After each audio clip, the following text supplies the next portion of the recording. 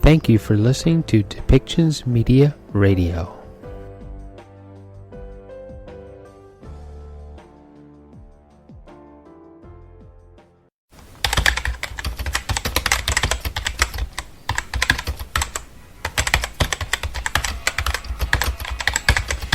Welcome to Policy and Rights, the show about human rights and government policy.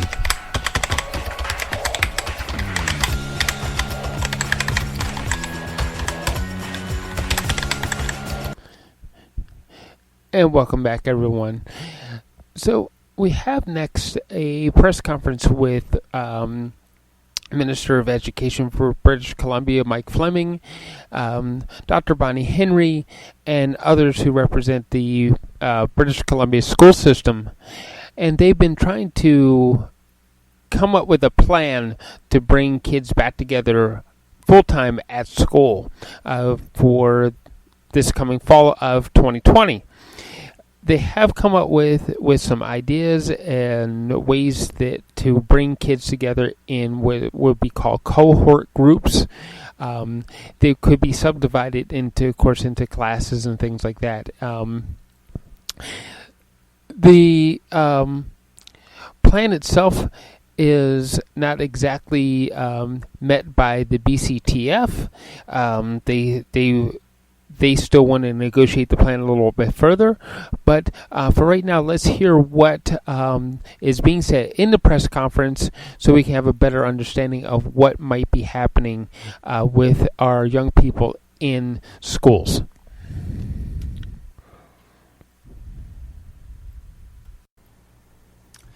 Good afternoon. I am grateful to be speaking to you from the territory of the Lekwungen-speaking people, the Esquimalt and the Songhees Nations. I am Rob Fleming, the Minister of Education for the province of British Columbia, and I have here with me today BC's Provincial Health Officer, Dr. Bonnie Henry, who needs no introduction, and Stephanie Higginson, who is the President of the BC School Trustees Association, as well remotely from the traditional territory, the Musqueam, Tsleil-Waututh, and Squamish Nations. We have Andrea Sinclair, who's President of the BC Confederation of Parent Advisory Councils.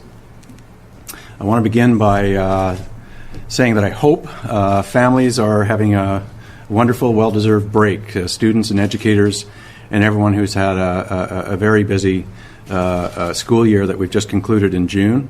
I also want to recognize today, and this is why we're making today's announcement, that there are some who are feeling anxious about what school might look like in September.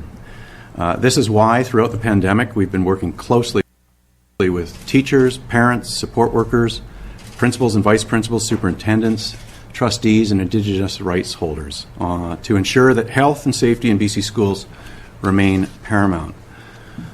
You'll recall that early in the pandemic, the Ministry of Education issued a 5-stage approach that would allow in-class instruction to be adjusted depending on the risk of transmission and the direction that we received from public health authorities. During the March break, schools were in Stage 5, which featured the suspension of all in-class learning in British Columbia. After the March break, we moved to Stage 4, which meant that and allowed for 5,000 children of essential service workers who needed extra support in school to be accommodated in the classroom. During this period, we saw families and school communities really step up in heroic ways to provide essential services to our students. More than 75,000 meals were delivered each and every week to tens of thousands of families across the province. 23,000 technology devices and computers were loaned and arranged for students throughout the province to stay connected as we move to online remote learning. In June, we were able to do something different. Because of British Columbia's collective efforts to flatten the curve, we moved to Stage 3, which was an optional voluntary return to class. And 200,000 students safely returned to school and attended mostly on a part-time basis schools right across British Columbia. Today, we are announcing that on September 8th for the next school year, we are moving to Stage 2 of BC's Education Restart Plan. Stage 2 will see most students returning to the classroom full-time, with new and enhanced health and safety guidelines co-created with the Provincial Health Officer, the BC Centre for Disease Control, and public health experts who have so steadily guided our province throughout the pandemic. We also have an education steering committee in the Ministry of Education with membership from all education partners, parents, teachers, and staff who are working hard to help us with these new guidelines and to ensure that students can safely return to school in September. The committee's work will continue to meet throughout the summer, collaboratively developing plans and providing solutions to any challenges that may arise before the new school year begins. I will say more about this and what it will mean for families, students, and staff in a few moments, but first I'd like to welcome BC's Provincial Health Officer, Dr. Bonnie Henry, who will walk you through the newly updated health and safety guidelines that will ensure schools are as safe as possible when we take this next step in BC's education restart plan. Dr. Henry?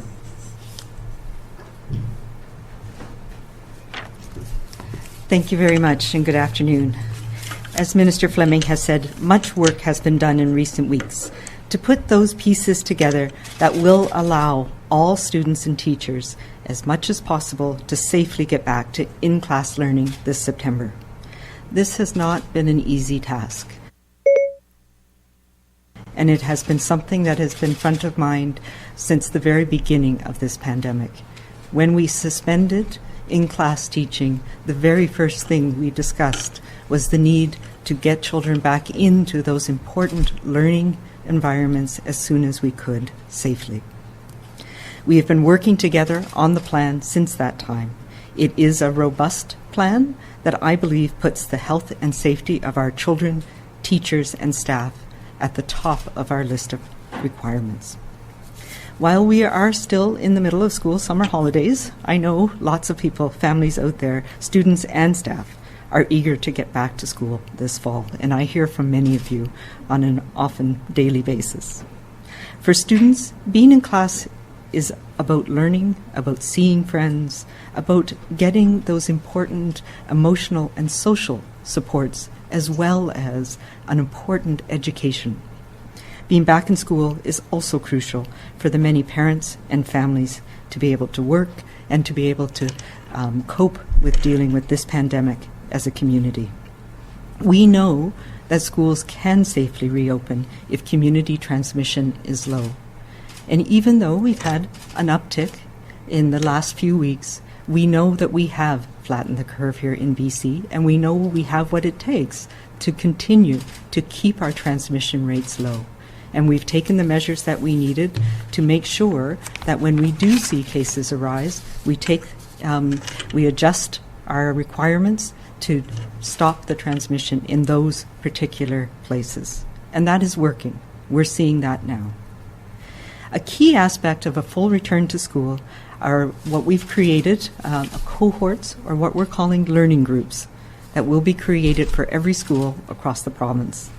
The principle behind these learning groups is to create groups of students and staff who will remain together throughout the school year or term and who primarily interact only with each other. By creating these learning groups, students and staff within each group will be able to safely spend time together, maintaining distance as much as possible throughout the school year.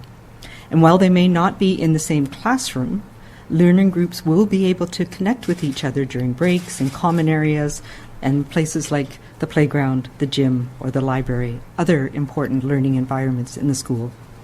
It also means that in the event of a case of COVID-19 in the school, the potential for transmission will be limited, and the ability for public health to quickly complete contact tracing will be far easier and far less disruptive. It also, to set the learning group size, the team that's been working on this started with 2 times the typical number of students in a classroom. So for elementary and middle school, each learning group will have at most about 60 people. And that seems like a lot. That's not all in the same classroom. But it will be segregating by grades so that there's less mingling in the school environment. For secondary school, it will be up to 120 people. And again, that's a maximum, and that doesn't mean that you will have contact with all of those people every day. It means that that is the bubble, if we will, or the learning group that will be used. Learning groups are smaller in the elementary and middle schools because it's more challenging, as we know, for younger students to maintain that safe physical distance. So we want to reduce the number of people and focus on reducing physical contact between students. Older students are also much better able to practice hand hygiene and recognize if they're experiencing symptoms of COVID-19. And as we know from the data, younger children are much less likely to get infected with COVID-19 or to pass it on to others, whereas older children are much more like young adults, where they often do not get severe infection, but they are able to pass it on to each other, so we need to be more careful in those groups. Looking to September, school is going to look and feel different. The learning groups is one example, but so are additional measures that we will need to take, and learning from what we experienced in June. So additional measures around cleaning, movement within the school, social interactions, and how they can be done safely in the school environment. The foundational rules for safe social interactions will apply in our schools as well. And that includes hand hygiene, washing hands regularly, maintaining a safe physical distance, both inside as much as possible, but in particular with those outside of your learning group, using a mask if you choose, particularly in those areas where the distance cannot be maintained, and we're talking about places like on the school buses or in hallways. And incredibly important for students, staff, and educators, staying home if you're sick. I know for many students and staff, being in the classroom is where they want to be and where they need to be. We know there are unintended negative consequences when children are not in school for a period of time. Ensuring a full return to school is done as safely as possible is my priority and the priority of the public health officers across the province. We are your school health officers, and we will be there with you through the fall. I have a great deal of confidence that this plan has been put in place will make that happen. When September comes, I ask families, employers to please continue to be flexible. One thing we have learned from this pandemic is we cannot predict the future.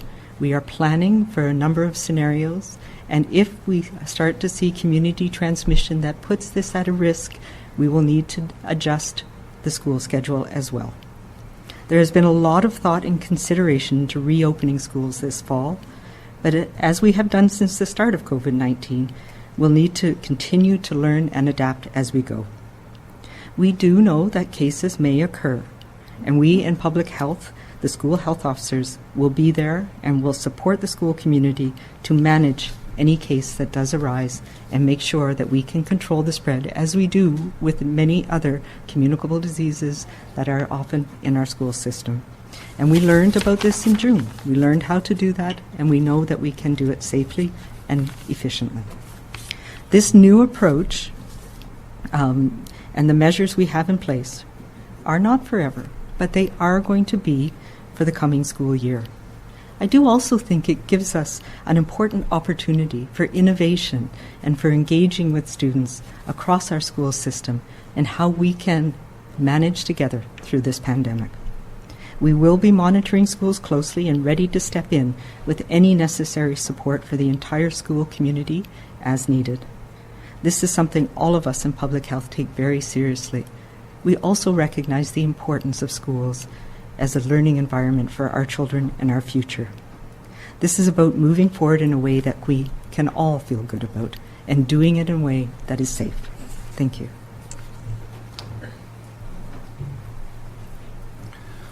Thank you so much, Dr. Henry, and as always, we appreciate your steady and thoughtful leadership and all the hard work that you and your team have done to develop the revised K-12 setting health and safety guidelines, and we want to thank you as well for the frontline healthcare workers who've been doing all they can under your leadership to ensure that BCers are safe and that students can safely return to school in September.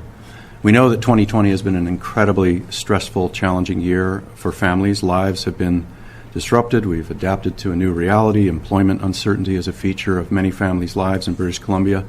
We had students and families working within new, unknown remote learning environments that we had to create out of thin air. Our priority as we have moved forward through the stages that I've mentioned previously continues to be delivering quality education while protecting the health and safety of students and staff. As I mentioned earlier, we're fortunate that here in BC we have a collaborative approach in education that has served us well since the beginning of this pandemic. Our public health leaders have kept British Columbians safe and COVID transmission very low. And that allowed us to be one of the only jurisdiction in Canada and one of the few in North America to successfully bring back students into a classroom province-wide before the last school year ended. We had nearly 200,000 students attend school in June, and this has given us, as Dr. Henry just mentioned, some very important information as we prepare for September 8th. We've surveyed parents and students recently, and guardians, and the students were in the grade 10 to 12 cohort.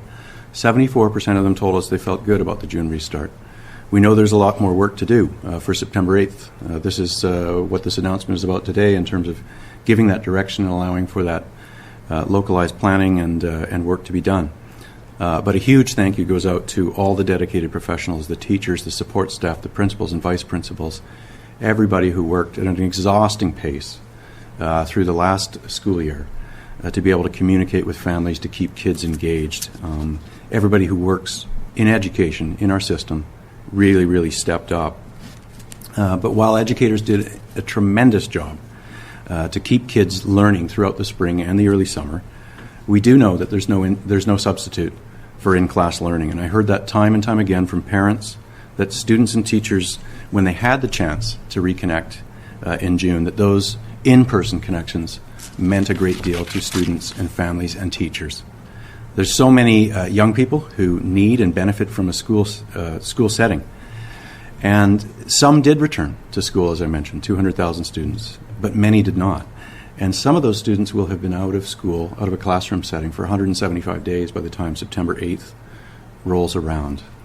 That's what's informing our desire to safely restart schools with 100% instruction, in-class instruction in elementary and middle schools. Kids thrive when they're with their teachers and with their peers. It's vital for their social and academic development and their mental health and wellness. The lesson of this pandemic is that we must continually adapt to the latest public health advice and science until we have a vaccine. To resource the newly updated health and safety guidelines in place, which are being released today, which Dr. Henry has just described, the province of British Columbia is providing an additional $45.6 million for the school system to enhance cleaning regimes, to hire more cleaning staff, to add more hand washing stations, and to provide reusable face masks to teachers and students that will be stocked for everyone and available on request as a feature of the 2020-21 school year. This also includes $3 million to support remote learning so students can have access to technologies again as they did in the last school year. This will also provide funds that will be made available for kids with disabilities or those with complex learning needs to provide software and other devices to support their learning. As Dr. Henry mentioned, we are maximizing the number of students who can return to class by organizing students and staff into consistent groups called cohorts or learning groups. These learning groups will be no more than 60 people in elementary and middle schools and no more than 120 people in secondary schools. As Dr. Henry mentioned again, the learning groups are smaller for elementary students because it's more challenging for younger children to maintain physical distance from each other, while older students are better able to minimize physical contact and practice hand hygiene and understand if they're experiencing any symptoms of COVID-19. Students in a learning group is distinct from students in a class. They will be able to interact and connect with each other as a consistent group during breaks in common areas like the gym or at the library, at playgrounds, or on school buses. Limiting the number of people each student or staff member comes into contact with will reduce the risk of transmission and will ensure better contact tracing by health authorities. As Dr. Henry has said, masks are not mandatory at this time. It's a personal choice. It will be required in some situations. She's spoken to that. It will be recommended in other situations where physical distancing can't be maintained, but it will be provided by the province of British Columbia through our school authorities.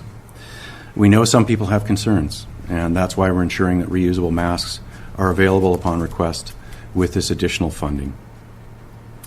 When it comes to organizing these learning groups, BC is a diverse province. We know that September 8th is going to look differently in different parts of the province. As Dr. Henry has advised us with her team, bell schedules and timetables may need to be adjusted depending on school populations and class configurations. Each school district will plan for their local needs as well as their school populations or space available in their buildings. There are some more densely populated urban areas in our province where secondary schools are large and it may not be possible to have people stay in their learning group while physically distancing on a full-time basis. Specifically, there are about 16 very large schools, primarily in the Lower Mainland, but including Kelowna and Okanagan, that have between 1,500 and 2,000 students. And for these schools, districts are looking at a variety of options to maximize in-class learning for their students, and in some cases they may need to offer a hybrid approach that we became familiar with for their students, with a blend of remote, online, and self-directed learning. But it's important to me as the Education Minister that we, in these uncertain times, continue to support every young person who's made plans for their life, who have dreams to pursue careers in higher education, that they won't be forgotten because of the pandemic, that they will be supported to take the courses they need to pursue their dreams. As September 8th approaches, we want staff, students, and their families to feel confident knowing that we're doing everything possible to ensure their health and safety is paramount, just as we have from the beginning. Families will be updated by school districts throughout the summer about how they're implementing their health and safety guidelines, as well as how they're organizing learning groups, bell schedules, enrollment and registration, and all this information must be posted online by school districts by no later than August 26th. As always, our government will also continue to keep you updated and informed as things progress.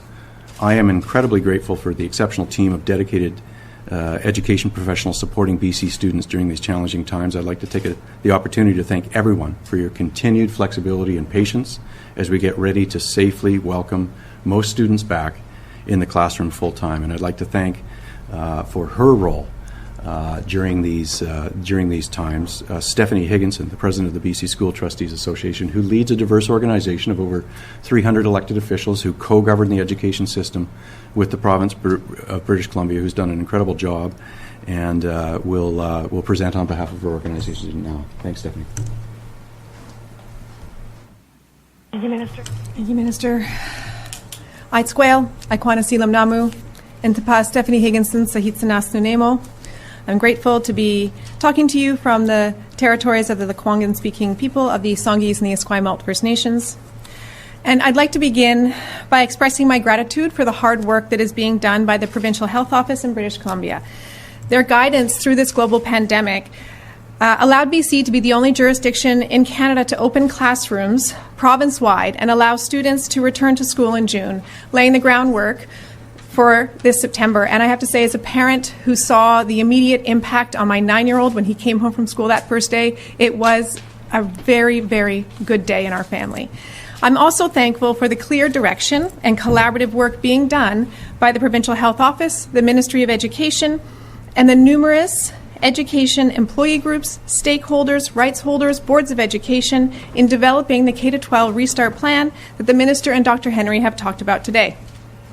Boards of education have always understood the important role that public education plays in the well-being of children and society. This pandemic has put a spotlight on this critical service that extends beyond just the delivery of curriculum. And we understand that there is no substitute for in-class instruction. The impact the suspension of in-school learning had on all students and families, but in particular the most vulnerable students, became clear as the weeks away from school turned into months.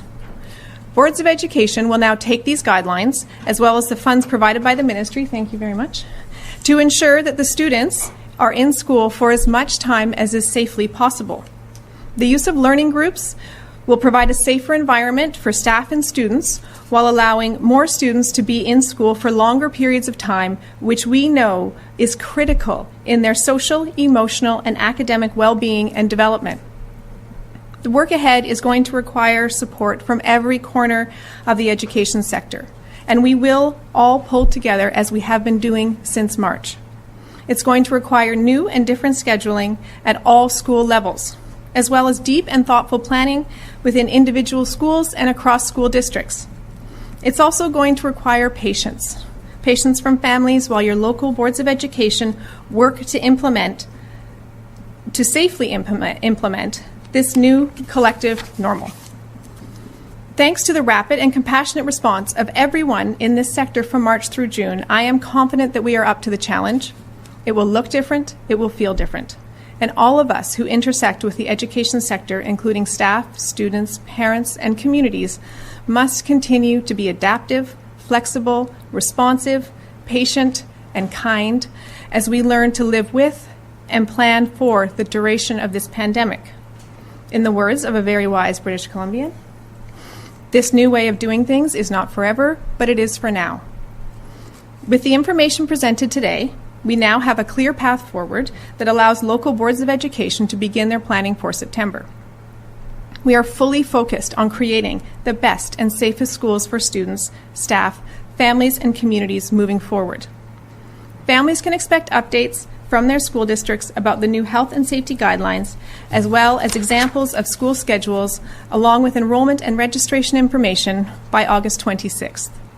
Using the lessons learned from June, together with these updated provincial health and safety guidelines, I am confident that we can create the best and safest learning environments possible for BC students, where they can continue to learn and grow as we navigate this situation together. Thank you.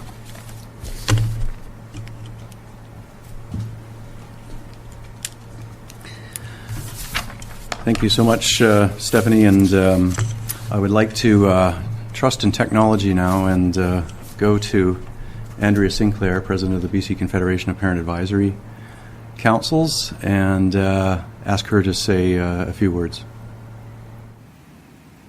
Thank you, Minister Fleming. I acknowledge I'm speaking here today on the unceded territories of the Stolo, Tsleil-Waututh, and Musqueam Nations.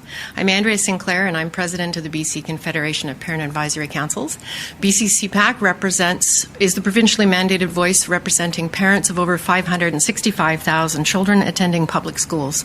I'm a parent myself with 2 children attending high school in Vancouver School District 39. I wish to thank our dedicated board and CEO who have been attending the Education Restart Steering Committee and Subcommittee meetings and working diligently on behalf of our members and families to ensure the parent voice and perspective is heard and represented, and to ensure that equity, inclusion, health and safety, and educational programming remain at the forefront in the planning for a return to school in September. I appreciate that the government and the PHO have listened to parents. Parents should feel assured that as things progress over the coming weeks, the Ministry of Education will be working directly with BC CPAC and all our education partners to ensure that safety remains a top priority. There is no substitute for in-class learning, as I believe we've now all said. We know it's key to children's social, mental, and academic development, and it's why it's very important we get children back into their classrooms. Developing cohorts or learning groups allows for our children to return to a safe environment on a full-time basis. Research tells us that school closures disrupt the learning process and the long-term outcomes of students. The adverse effects go beyond learning loss and include implications like food insecurity or loss of access to health services that can be potentially harmful for students. We greatly appreciate and thank families for all the input they provided through the ministry's survey over the last few weeks. This survey data was reviewed and became part of the conversations and the planning. The majority of parents who responded want children to return to their classrooms. Overall, the majority of BC parents found it incredibly difficult to support their children academically while working from home full-time, and this was especially true for parents of children with special needs and younger students. Parents and guardians want their children to go back to school, a more consistent approach to remote learning if it's required, and they remind us of the challenges faced by working parents. I know these challenges firsthand, as I have 2 children in high school, and they will be going back into their grade 11 classrooms in September. I truly appreciate the organization and collaboration created by the Ministry of Education. BC CPAC, along with the Ministry, will continue to keep families informed as we get closer to the start of school. Families will hear directly from their school districts by no later than August 26. I recognize that parents have concerns about returning to school in September. We are all worried and we are all concerned for the safety of our children. But we need to be patient and we need to demonstrate kindness. School will indeed look different in the fall. But I believe the spirit of In It Together will continue to ensure the new school year provides all our students the educational opportunities for success. Thank you. Great. Thank you so much, Andrea. And with that, that ends the formal announcement, and we'll go to questions from the media. Great. Thank you, Minister. As a reminder to everybody on the phone line, please press star 1 to enter the queue. You are limited to one question and one follow-up only. Please also take your phones off mute. You will not be audible until I call your name. First question is from Rob Shaw, Vancouver Sun. Oh, hi. I guess the most obvious question here is that the BCTF has put out a press release saying they do not agree with this plan. It needs a lot more work. It's too much too soon, and they're sort of directly disputing both you, Dr. Henry, and you, Minister Fleming, on this. Were they not included in these consultations you mentioned about? Did you not get their buy-in on this, or how have we got you, on the one hand, telling parents this is safe, and the teachers, on the other hand, saying this is the wrong plan? Look, I understand the role of the BC Teachers Federation in regard to their members, and I value the BCTF, its president, Terry Mooring, for all of the hard work they've done in collaboration with our ministry. They are indeed a critical part of our Education Restart Steering Committee. About 25 professional teachers sit on the working groups of our Restart Plan. And I understand, and it's okay, that not all of them are quite there yet. We had a lot of discussions, similar concerns when we went to stage 3 of the Restart Plan. We will get there. She has my commitment that we will continue to collaborate with her organization. Look, professional teachers are vital to making sure that these health and safety protocols are effective, to keeping her members safe, to keeping students safe, but also to make sure that we can move back to in-class instruction so that kids can resume their learning careers successfully. I know that they have a professional commitment and compassion for their students. They want to see them succeed. They've shown concern throughout this pandemic for the well-being of students, and they're a critical role at the table. And their input is valued, and I expect that will continue to be something that's directly relayed to me and to all of our education stakeholders. Do you have a follow-up, Rob? Sure, I guess. Dr. Henry, you mentioned when we were reopening parts of the economy that you expected to see more cases just because there are more people expanding their bubbles and out there doing things. Does that extend to the school plan? Do we expect to see more cases amongst children?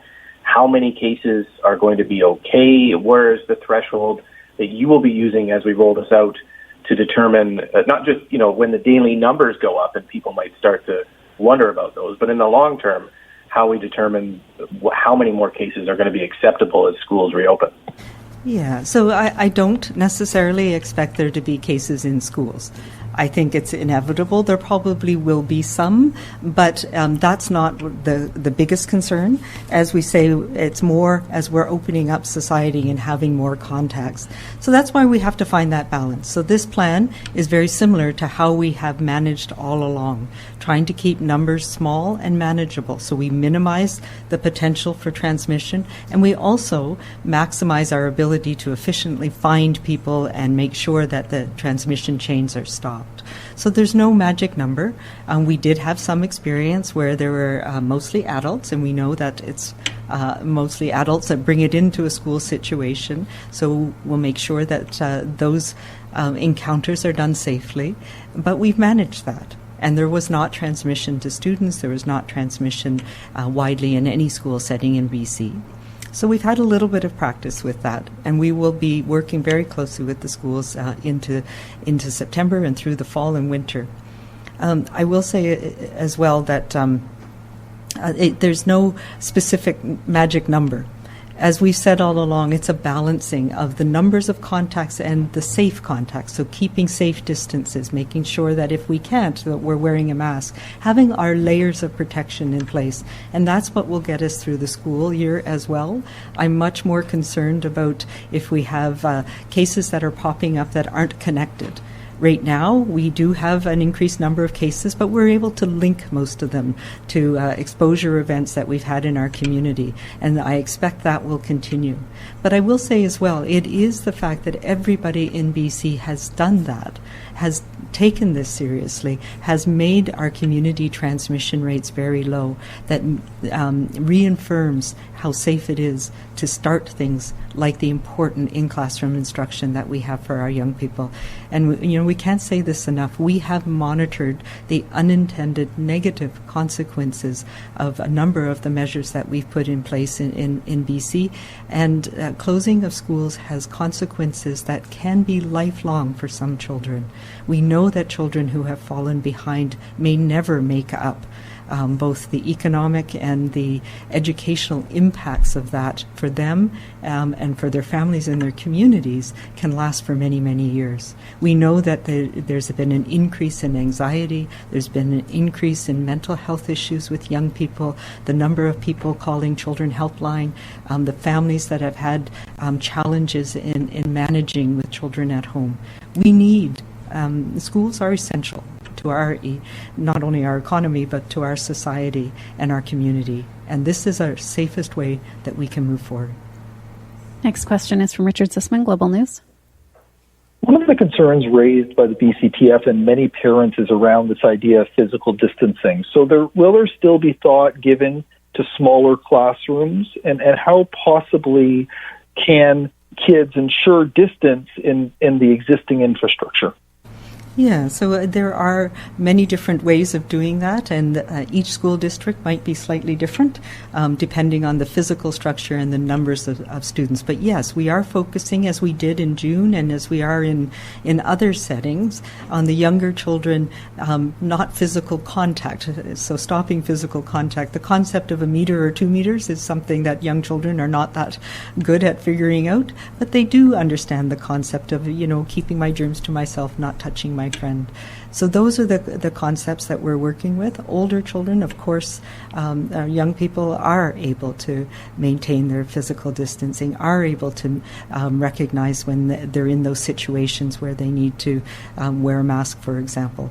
So there will be combinations depending on the physical layout of the school and the age and the numbers of children that are in each of the classrooms and the educators in the classroom. I also think, I've heard some really great ideas from educators about how to manage this in ways that are new and innovative, and looking at how it's done in other places around the world. We've said from the very beginning we're learning from other countries and how they've done things, and countries like Denmark and Finland and how they have done it. Early on we looked a lot to New Zealand. New Zealand is in a different situation we are in terms of transmission of COVID, but we've learned from around the world different ways of being able to do this depending on the age, depending on the classroom and the sizes. And so we think this is a reasonable approach. Having said that, it is going to take some adjustment. We're all going to have to continue to be patient and flexible and calm, and we will make our way through this. And I don't know if you want to add to that. Do you have a follow-up, Richard? I do. What do you say to parents who are looking at this plan and, as you mentioned, feel anxious and don't want to send their kids back to school, are concerned about expanding their bubbles, and to those who are worried about the other activities they have, dance classes, extracurriculars, can they still do those if they send their kids back to school? This is going to be, again, as we have all along, a little bit of understanding your own situation and who you may be putting at risk. So yes, when children go back to school, we will have more contacts. We want to make sure those contacts are done in a safe manner. So maintaining physical distance, the hand hygiene, the smaller numbers of contacts in a school setting compared to what would have been before. But if I have elderly parents who are living with me, then we may want to do the trade-off, where some of the extracurricular activities are scaled back for the fall. So those are the things that each family has to think through. You want to add to that? Next question is from Andrea Wu, Globe and Mail. Hi, thanks for taking my question. I just wanted to make sure that I understood. Dr. Henry, did you say that while students will be in these separated learning groups, they will still have an opportunity to socialize in common spaces like hallways, playgrounds, etc.? Within their learning groups, yes. So the idea is to manage bell times and lunch times and schedules so that you minimize the interaction with any other learning group. So that way we keep the pods or the learning groups small. That is a very effective way of reducing potential for transmission. But there will be some cases, things like on school buses, for example, where that may not be possible, and the focus will be on ensuring physical distances and masking if needed. Do you have a follow-up, Andrea? Yeah, and I was also wondering how substitute teachers and on-call teachers will factor into this. Yeah, so those will be on and I'm probably not the best to answer that, but it will be dependent on the group and trying to minimize the movement of those teachers between groups and between learning groups. Maybe you could answer that. Yeah, no, thanks for the question, Andrea. And there is a reference to this in the new health and safety guidelines around those who are temporarily part of a learning group and how that can best be managed, and what additional measures are taken to ensure that can be done safely. Just as there are for students who may temporarily be in a situation that's outside of their learning group, there are a number of requirements in the guidelines. Next question is from Shannon Patterson, CTV. Oh, hi there. I'm trying to understand the cohort situation. I'm just going to use my own example as I have a daughter in grade 12 who has 8 different classes. And so she may be in a cohort of 120, but won't she see a bunch of different students in her classes that aren't part of her cohort? How does the cohort help if students are still in class with a bunch of other different students? Yeah. So I don't know if your daughter goes to a school where there's a full year school term and a sort of rotating 5-day with 8 course blocks, or a semester, or as we've seen, some districts are moving to a quarterly semester system. We've announced today that we're going to have to look at high school scheduling. There's no doubt about it. There's going to be some work to do that. But the concept of 120 is that's roughly about 4 classes, including teachers and support staff that may work with students. You stay in that learning group. Course subjects, even some electives, will be organized within that 120 group student learning group. And you stay with them, for example, in a semester system, and then you may be in a different learning cohort when the next semester begins again. So those are kind of the foundational principles around the learning group model in the health and safety guidelines. And I'll just ask Stephanie to... Yeah. So I think the idea of the learning groups is very different, and we kind of have to shake out of our heads how we're used to seeing schools organized, because if we keep trying to stick a square peg into a round hole, it's not going to fit. So, in order for folks to be able to conceptualize this, we really have to kind of erase everything from the chalkboard and start again and think about different ways of being in the school. And I think one of the things that's in the health and safety guidelines is that if a student has an elective that's outside of their learning group, they can then take that elective as long as social distancing can be observed in that elective. So that might include things like band or choral music or drama, where you could use a bigger space, and it might mean we have to use the spaces within our schools differently than we're used to doing. So if schools are used to working on a linear model, which I think is what you're talking about, Shannon, where your daughter was taking 8 courses at once, they may have to talk about going to a semestered system. Or I've seen some districts already talking about going to a quarter semester system where students are taking even just 2 courses at once for a shorter period of time. So it's going to take a little while for districts to think about the ways that they can implement this in the best way that meets the needs of their communities. But it's also going to require all of us who interact with the school system to kind of take a step back and not try to think about the way that schools were organized traditionally, and allow people to have some space to think outside the box and be innovative with how we group students together. Do you have a follow-up, Shannon?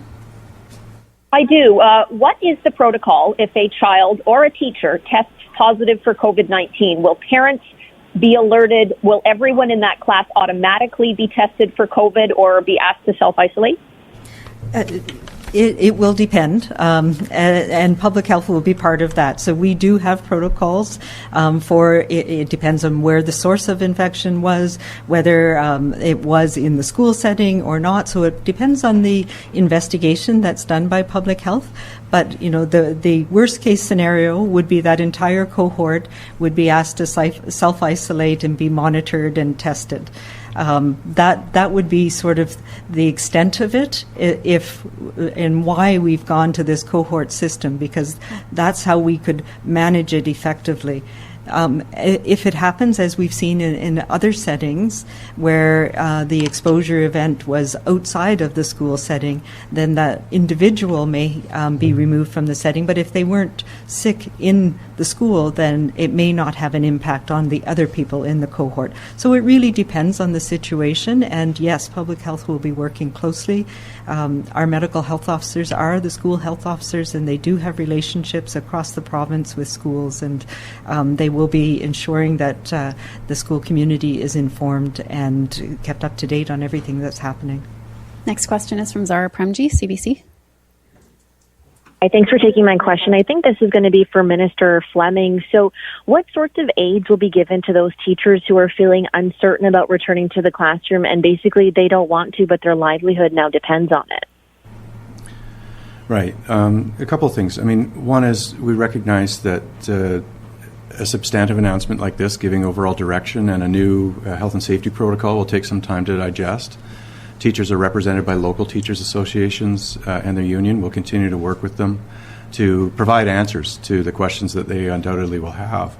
But I think the more they familiarize themselves with some of the details around the protections that are being put in place, and the experience we've had in June to guide some of that work, the better they'll feel. And I think the reality is that British Columbia, as was mentioned earlier, has done an incredible job reducing COVID transmission everywhere in the province. Very different in other jurisdictions where that is not the case.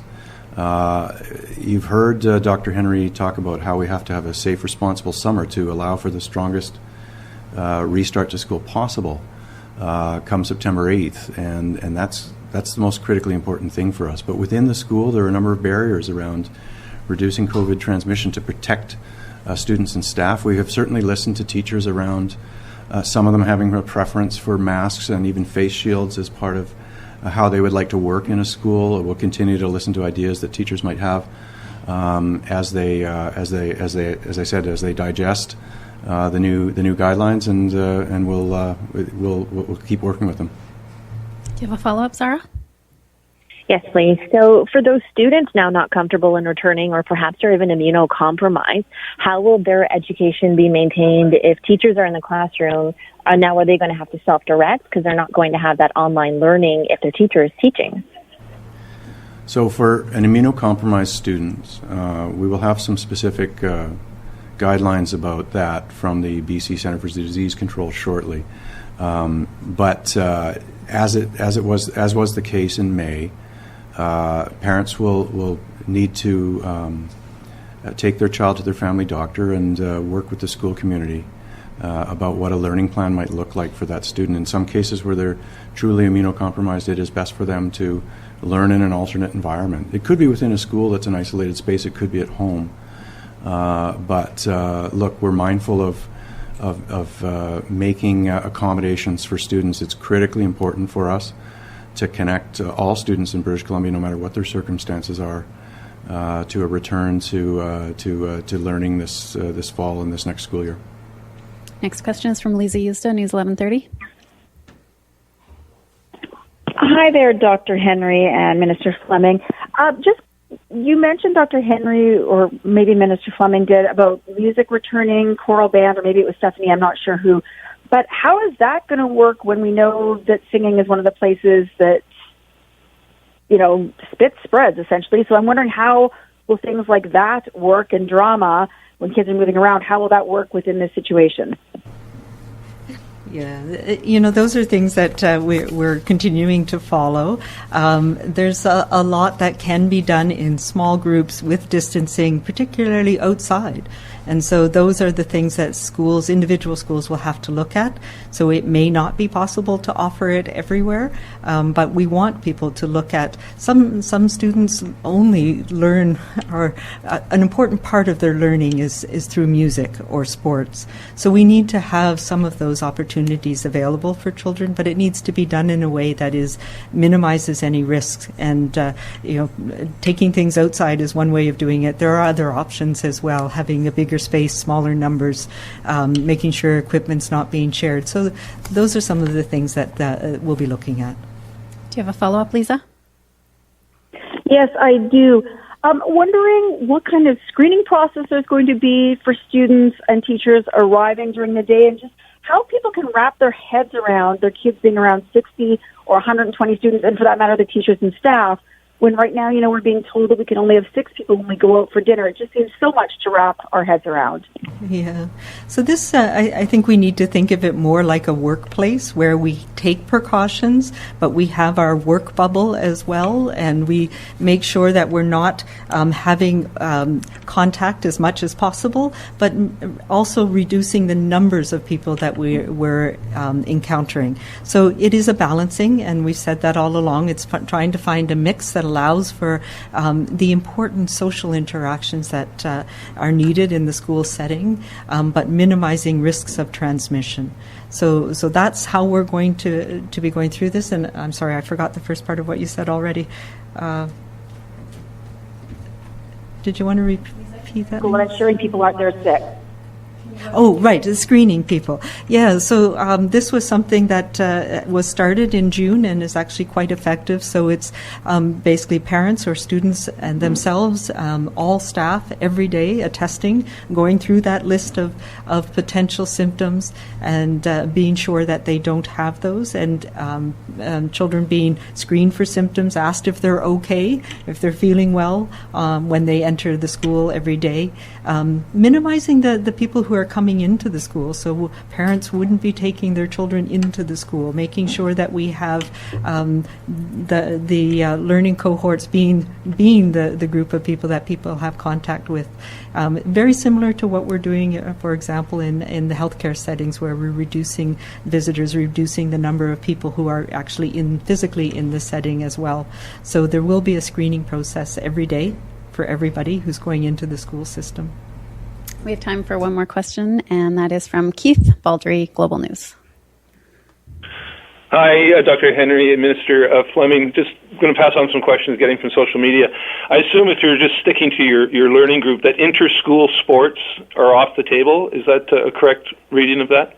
We will be, essentially, yes. We will be looking at, ways of, like we're doing through the summer, where local teams can play each other in a certain way. But yes, there'll be no tournaments, there'll be no assemblies, there'll be no large group gatherings where people from outside areas would be coming together. Didn't you want to add to that? Do you have a follow-up, Keith?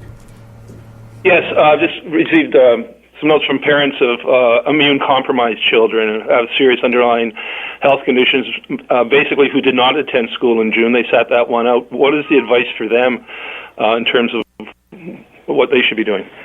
Yeah, so I think every individual child needs to be assessed with their physician.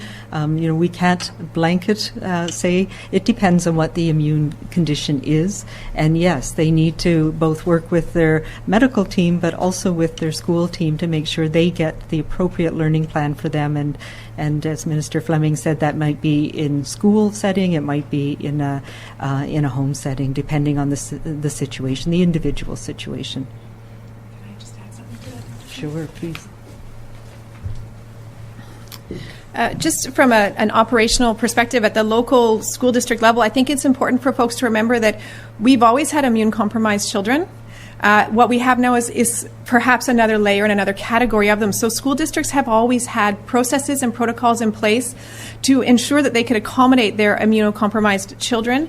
And so those processes will continue, and perhaps we will have to increase staffing or increase the accommodations that we provide to those students. So it's important to remember that we've always had immunocompromised children. We will continue to have those processes and protocols in place. We'll just have to ramp them up a little bit during this process. That's all the time we have. Thank you. All right, so we're not absolutely sure when the BCTF and the Ministry of Education will come to an actual formal agreement to figuring out what the plan is going to be, but there is something started that the BC school system will probably be open for students this September, trying to get things back on track so that they have the right things in place for our kids to learn, and to make sure that people with learning disabilities are taken care of, and to ensure that every student that is attending school is safe, to ensure that every teacher is safe. So we'll just have to keep it updated on as we learn things from here.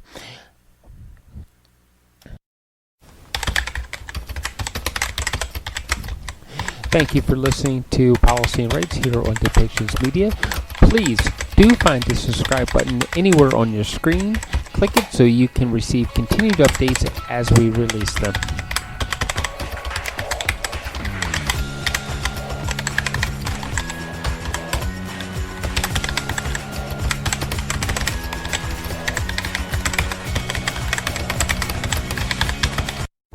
This show has been produced by Depictions Media.